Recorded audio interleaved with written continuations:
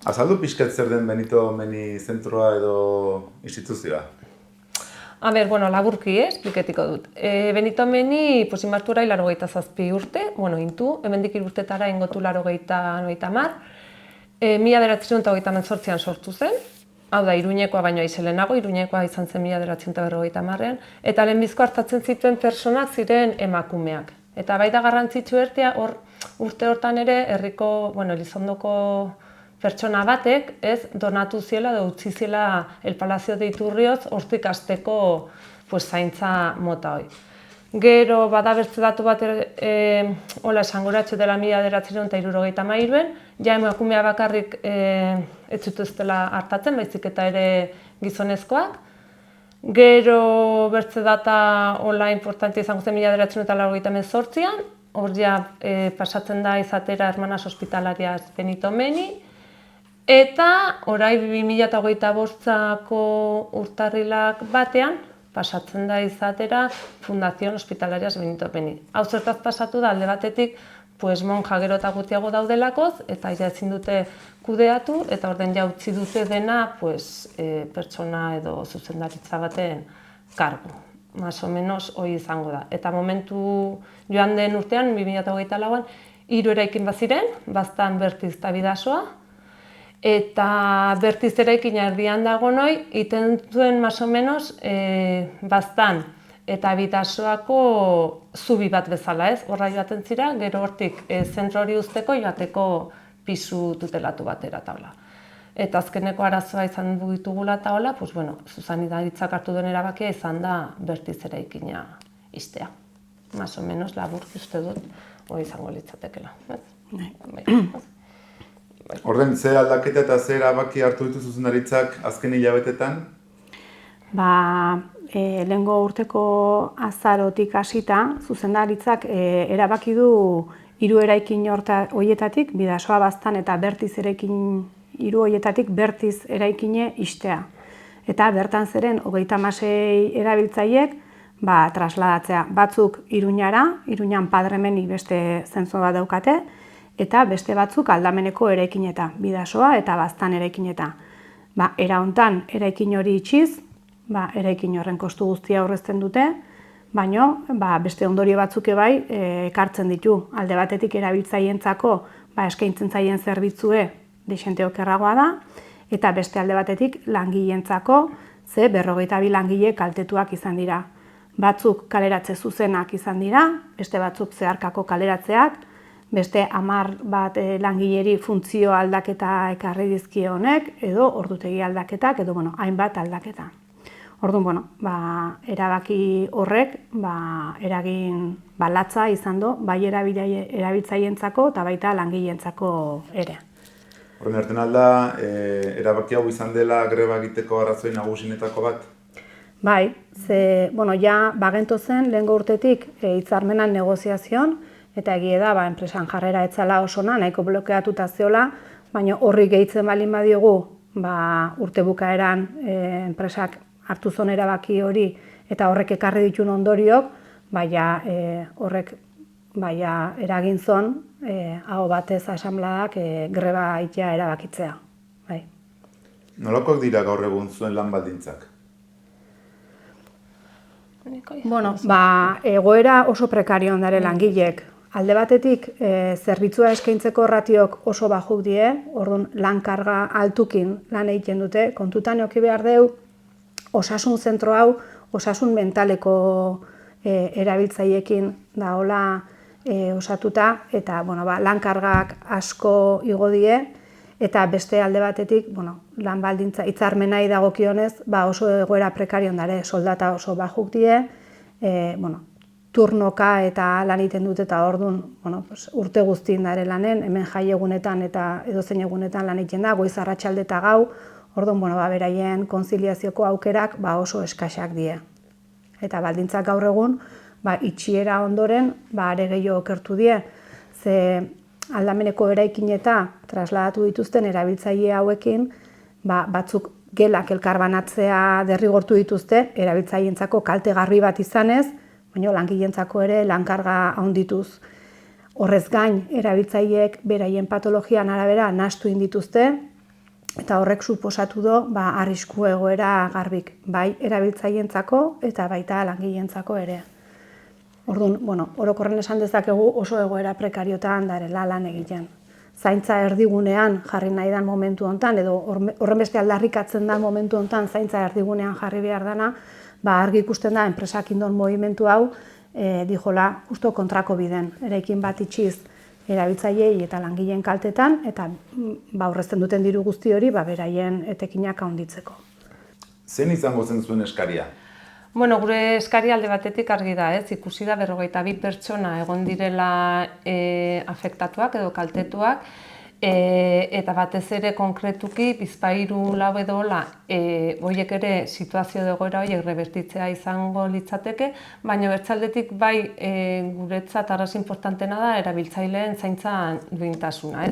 Zertaz alde batetik bertiz eraikina behin itxita, bertizen zegoen zaintza hori desagertu da. Hau da, berak erranden bezala zaintza erdigunean patu behar den horretan, guk jaztugu zaintza erdigunean patu. Zertaz espazio libre horiek etxi dizkiegu.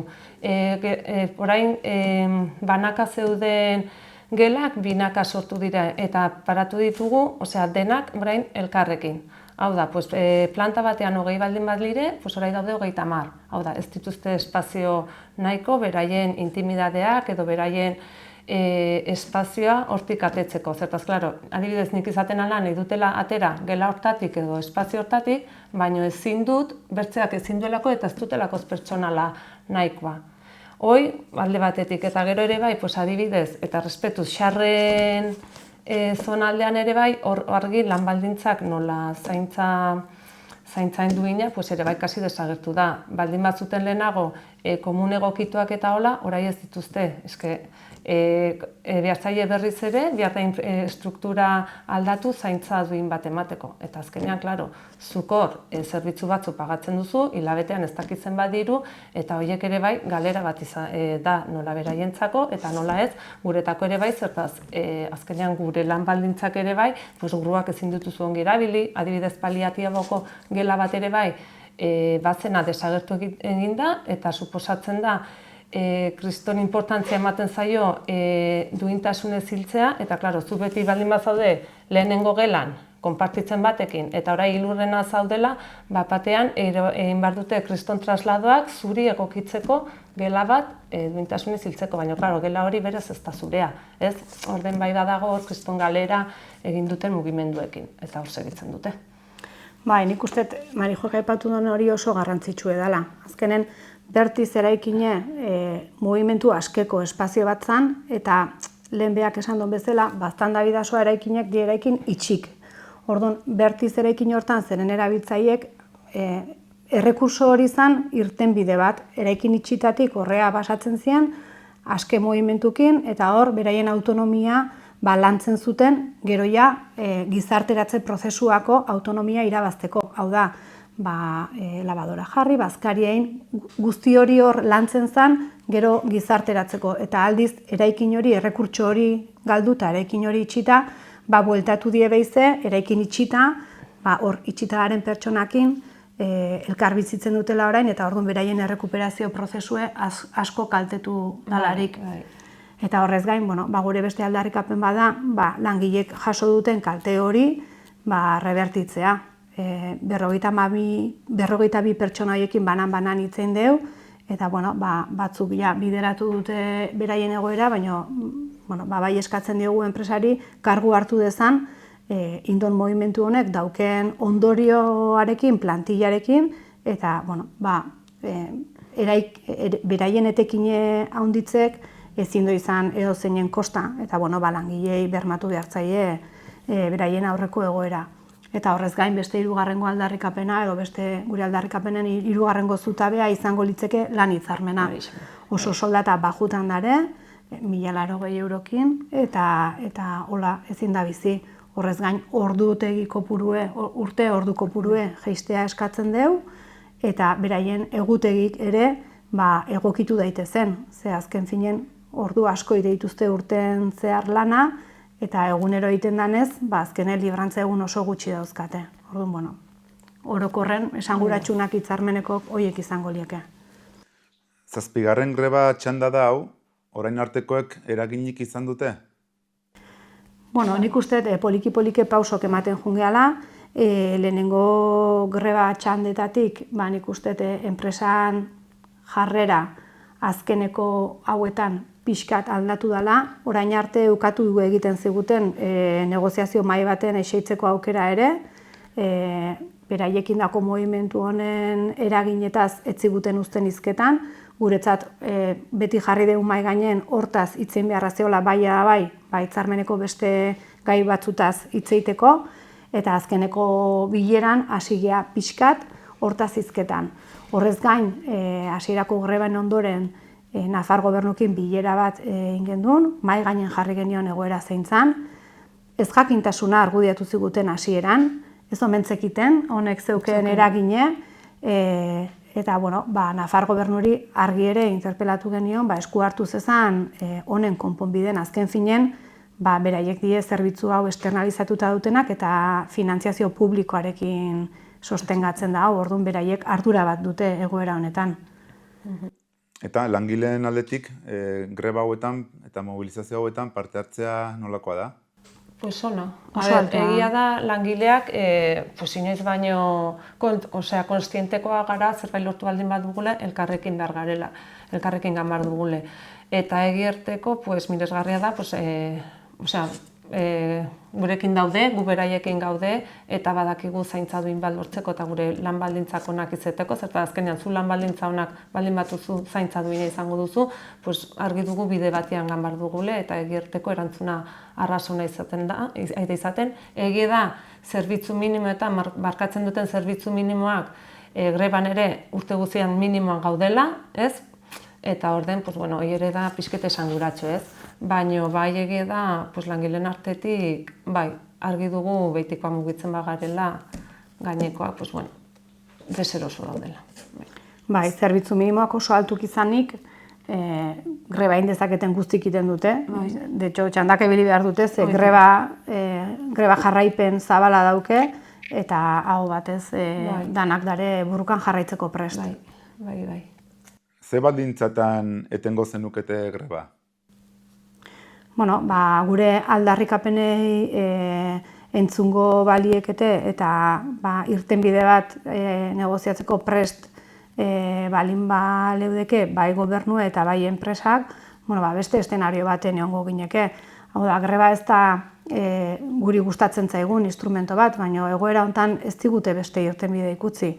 Eta orduan, ikuste balin badeu, langileek eukiduen kaltei buruz, aurrera pausok darela, erabiltzaileek daukaten kalteen ingurun, aurrera pausok darela, eta gure hitzarmenen, gure aldarrikapenak barne biltzen diela, beste eszenario baten egongo gineke, eta orduan, greba eten ingo genduke. Prest zaudete bitartekaritza edo negoziazio mahai batean parte hartzeko?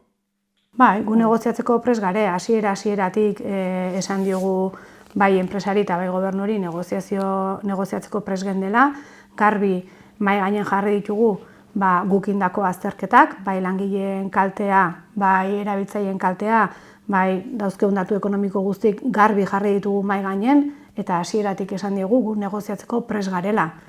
Eta baita ere, eskatu diegu beraiek borondate hori adierazi dezatela. Orain arte enpresak eskaxa adierazi du, eta Nafar gobernuk batez beraiekin martxon bildu ginen arren, eta mahai gainen garbi jarri genizkien arren gauzak, gaur-gaurkoz ez daukeu erantzunik. Harritu intzien, gu kontatzen geniena, baina harridura hortatik haratago ez deu Nafar gobernutik inungo erantzunik jaso. Grebak ez badu dituzuen asmoak betetzen, hurrengo pausoa zein izango litzateke? Mobilizazioetan jarraituko dugu. Hala da.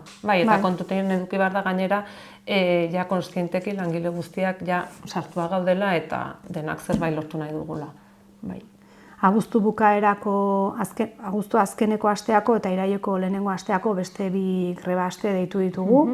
Eta, udara buelta hortan, ez baldin badago inongo mugimenduik, ez enpresatik, ez Nafar gobernutik, aurrera jarraituko dugu greba indartuz.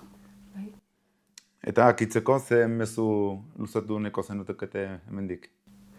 Ze mezu, azkenean zaintza mundua, ez dagoela ongi kudeatua edo baloratua, edo ez dakit emakume denak garelako, edo zaintzan sistema uste dut pixket aldatu beharra dela, ez dakit nola.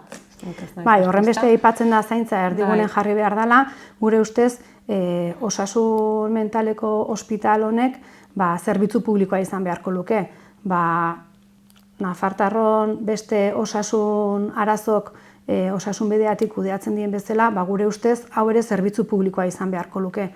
Eta gutxinez hori eztan bitarten, Nafar gobernuari ardura bat eskatzen diogu, diru publiko zornitzen da zerbitzu hau, eta zerbitzu publikoa ez palin bada ere, beraien ardura da kalitatezko zerbitzu bat eskaintzea herritarroi, eta langileen lan baldintzak bermatzea.